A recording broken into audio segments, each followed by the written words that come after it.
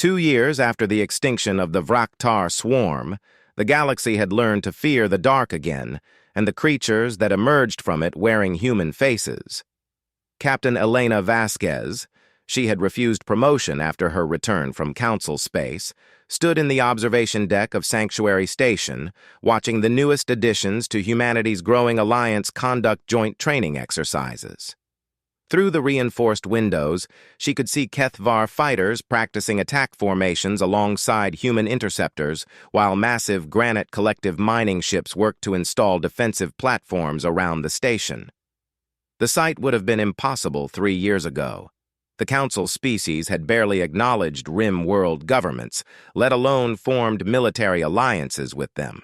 But fear was a powerful motivator, and word of what humans had done to the Vraktar had spread like wildfire through the galaxy. "Ma'am," her aide interrupted her thoughts, "the Zephyrian delegation has arrived for the treaty signing." Elena turned from the window. At 73, she felt every year of her age, but the fire in her eyes hadn't dimmed. If anything, watching her daughter and grandchildren survive the siege of New Geneva had only strengthened her resolve. "How many of them this time?" 12, including the speaker himself, the aide replied. "They've brought formal documents recognizing the Terran Rim Alliance as a sovereign government equal to the Council." Elena smiled grimly. The Terran Rim Alliance, humanity's answer to the Interstellar Council. 23 species strong and growing, all unified by the simple principle that some things were worth fighting for. The Council had watched in growing alarm as world after world left their protection for humanities. "Any word from Admiral Chen?" "Yes, ma'am. The Third Fleet's operation in the Helix sector was successful. The Scarran raiders have been completely eliminated. Their base stations are being converted into refugee processing centers for the freed captives." Elena nodded. The Scarran had made the same mistake as the Vraktar. They had assumed that humans would follow the old rules of civilized warfare. The slavers had learned too late that humans didn't consider creatures who trafficked in sentient beings to be protected by any rules at all.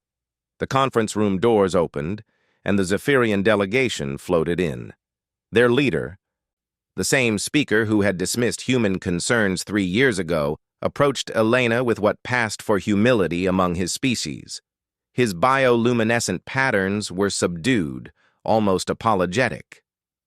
"Captain Vasquez," the speaker began, his translated words carefully formal, "the Interstellar Council wishes to express its gratitude for humanity's assistance with the Helix sector situation." "Assistance?" Elena's eyebrow rose. "We weren't assisting the Council, speaker. We were protecting Alliance territory and freeing Alliance citizens.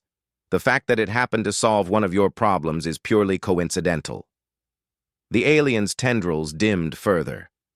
In the past 2 years, dozens of crises that would have paralyzed the Council with committee meetings and diplomatic procedures had been resolved by human action. Pirates eliminated. Slavers destroyed. Predator species driven back to their home systems with their fleets in ruins. "Yes, well," the speaker continued, "the Council has prepared a proposal for expanded cooperation between our organizations." Elena gestured for him to continue, though she already knew what he would say. The Council had been making similar proposals for months, each one more desperate than the last. The Council offers joint jurisdiction over disputed territories, shared military command in crisis situations, and expanded trade agreements. In exchange, we hope that the Alliance might consider moderating its approach to conflict resolution. "Moderating our approach," Elena repeated slowly. "You mean you want us to be more like you, form committees, hold votes, write strongly worded letters to genocidal maniacs and hope they see reason?" The speaker's patterns flickered nervously. "The Council believes that diplomatic solutions can be found for most conflicts, given sufficient time and—" "Time," Elena interrupted. "Let me tell you about time, speaker. While you spent 6 months forming a committee to study the Scarran Raider problem, they captured and enslaved 40,000 beings. While you debated the proper diplomatic response to the Helix pirates, they destroyed 17 trading vessels and murdered their crews. She leaned forward in her chair. We solved both problems in 2 weeks. The Scarran are dead. The pirates are dead. The slaves are free. The trade routes are safe. Sometimes the best diplomatic solution is superior firepower applied with extreme prejudice. Another Zephyrian delegate, younger than the speaker, pulsed with indignant colors. Captain, your methods may be effective in the short term, but they create precedents for violence that could destabilize the entire galaxy. What happens when other species decide to follow humanity's example? Elena smiled, and the expression made several of the delegates recoil. They already are. Haven't you noticed? The Kethvar just wiped out a nest of biopirates in their system. The Granite Collective permanently closed 3 unstable wormholes that raiders were using as escape routes. The Tau Sedians have begun executing captured slavers instead of holding them for rehabilitation. She stood up, walking to the window that overlooked the joint fleet exercises. You want to know what's really frightening you? It's not that we're violent, it's that we're right. Every world that's joined the Alliance is safer now than they were under Council protection. Every species that's adopted human military doctrine is more secure than they've been in centuries. The speaker floated closer, his desperation finally showing through his diplomatic composure. Captain, the Council has maintained galactic peace for 3 millennia. Surely that must count for something. Has it? Elena asked quietly. Or have you maintained your peace by defining it carefully? You've had peace in the core systems by allowing chaos in the rim. You've prevented wars between Council members by ignoring the suffering of non-members. You've maintained stability by accepting that some beings are simply acceptable losses. She turned back to face the delegation. The Alliance doesn't accept acceptable losses. When something threatens our people, we remove the threat. Completely. Permanently. And we don't ask permission first. The youngest Zephyrian delegate pulsed frantically. But the philosophical implications... Philosophy is a luxury, Elena cut him off. Ask the survivors of New Geneva about philosophy. Ask the freed slaves from the Helix sector about the ethics of violence. Ask my granddaughter, who watched her friends die while we waited for Council approval to help them. The conference room fell silent. Through the windows, human and allied ships continued their maneuvers, preparing for the next crisis, the next threat, the next group of predators who thought they could prey on the weak. The speaker made one last attempt.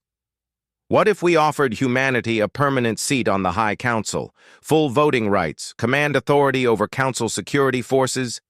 Elena laughed, cutting him off. You still don't understand, do you? We don't want to be part of your Council. We don't want your approval or your authority. We want you to stop being an obstacle to necessary action. She gestured toward the tactical displays showing Alliance territory. Look at what we've built in 2 years. 23 worlds, 6 species, trade routes that are actually safe, and military forces that respond to threats in hours instead of months. We don't need the Council's permission to protect our people. Then what do you want from us? The speaker asked, his voice barely audible through the translator. Elena considered the question for a long moment. Outside, a formation of human dreadnoughts passed by the station, their hulls bearing the scars of recent battles and the symbols of the Alliance. We want you to learn, she said finally. Learn that some things are worth fighting for. Learn that sometimes the only way to stop evil is to destroy it completely. Learn that peace isn't the absence of conflict. It's the presence of justice. She moved to the conference table and activated a holographic display showing the current state of the galaxy. Red zones marked Council space, blue marked Alliance territory. But there were more colors now, green for the independent worlds that had declared neutrality, yellow for species that had begun forming their own defensive pacts. The universe is changing, Speaker. The old order is falling apart, and you can either adapt or be left behind. The Council can continue to debate and form committees while the Alliance handles the real threats, or you can learn from us and become something worth preserving. Elena deactivated the display. But understand this: humanity will never again ask for permission to protect innocent beings. We will never again accept that genocide is an acceptable outcome as long as it happens far enough away. And we will never again pretend that predators deserve the same considerations as their victims. The Zephyrian delegation exchanged rapid bioluminescent communications among themselves before the speaker turned back to Elena. The Council will consider your words. Perhaps there is room for adaptation in our procedures. Perhaps there is, Elena agreed. But change quickly, Speaker. The galaxy is becoming a more dangerous place for those who can't protect themselves, and humanity has made it very clear that we consider weakness in the face of evil to be a form of complicity. As the delegation filed out of the conference room, Elena returned to the observation window. In the distance, she could see a new arrival. A massive colony ship bearing refugees from a world that the Council had written off as acceptable losses to a border conflict. The Alliance would find them homes, give them protection, and ask nothing in return except that they remember who came to their aid. Her communicator chimed with an incoming message from Admiral Chen. Elena, we've got reports of a new threat emerging in the spiral arm. Some kind of machine intelligence that's been consuming industrial worlds. The Council wants to set up a study committee to determine the appropriate response. Elena smiled as she activated her response. Tell the Council they can study all they want. We'll be busy solving the problem.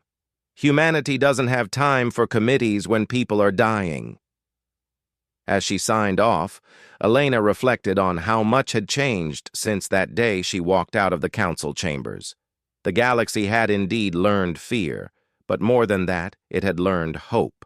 Hope that there were beings willing to stand up to monsters. Hope that evil would face consequences. Hope that no one had to face the darkness alone. The Council called humans aggressive, emotional, dangerous. They were right. But what they had never understood was that sometimes the universe needed dangerous beings to stand against the true monsters that lurked in the void. And humanity had proven very, very good at being dangerous when it mattered most.